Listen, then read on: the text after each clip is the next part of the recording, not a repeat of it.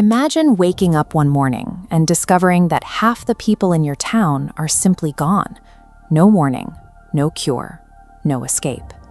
In 1347, strange ships arrived at European ports.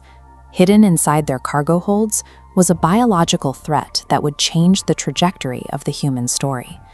This manuscript illustrates the horrific progression of the disease. It began with a sudden fever and headache, but the defining was the emergence of painful black swellings across the body. Within days of these symptoms appearing, most victims were dead.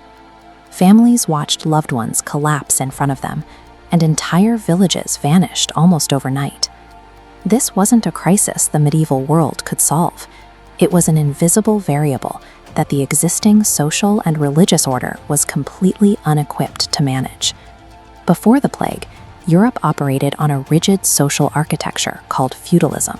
Power was concentrated at the top, with kings and nobles, while the vast majority, the peasants, sat at the bottom. They were the economic engine, trapped working the land with no freedom to leave. Within this framework, human labor was treated as an abundant and cheap resource. There were always more workers than there were jobs. Because the system was inflexible, a massive loss of people wouldn't just hurt the population, it would break the very logic of the economy. Between 1347 and 1352, an estimated 25 to 50 million people died. This visualization shows the result. Nearly 1/3 of Europe's entire population vanished in just a few years. As this manuscript shows, medical professionals of the day were present, but entirely helpless. Their treatments offered no protection. When medicine failed, people turned to academic and religious texts. They blamed the stars or poisoned water, but old theories provided no relief. Soon, the social fabric itself began to tear. Friends abandoned friends, and the tradition of individual funerals was replaced by massive burial pits, simply because there weren't enough survivors to dig individual graves. The Black Death dismantled the basic supports of 14th century life.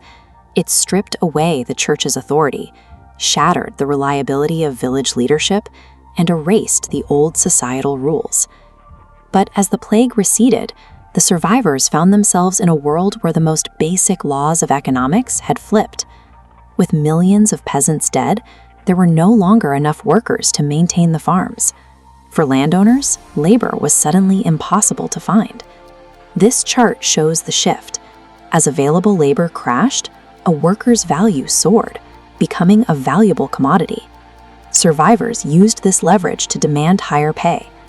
This shift didn't just increase wealth, it cracked the foundation of the feudal pyramid. For the first time, the people at the bottom of society held the power of negotiation. This demographic tragedy had accidentally handed the working class a level of influence they had never previously possessed. Kings and nobles tried to pass laws to freeze wages and force peasants back to the old terms, but the laws couldn't change the reality of the labor shortage. The rigid social order couldn't hold. As peasants accumulated wealth and moved to cities for better opportunities, a new social stratum began to form, the middle class. Having seen the old authorities fail during the plague, this new class was far more willing to question traditional church teachings and royal mandates. This skepticism drove people to find practical solutions. With fewer workers available, survivors invested in labor-saving machinery, and as the middle class grew, trade routes expanded to move more than just basic goods.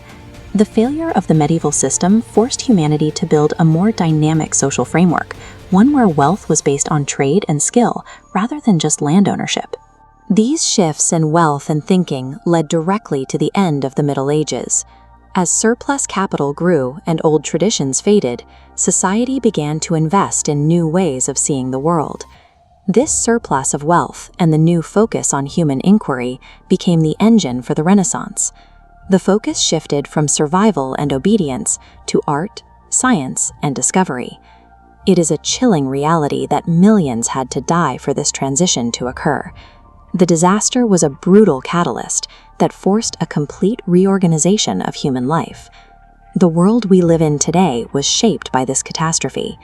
It proves that when the systems we rely on fail, the resulting pressure can force a transformation that alters the course of history.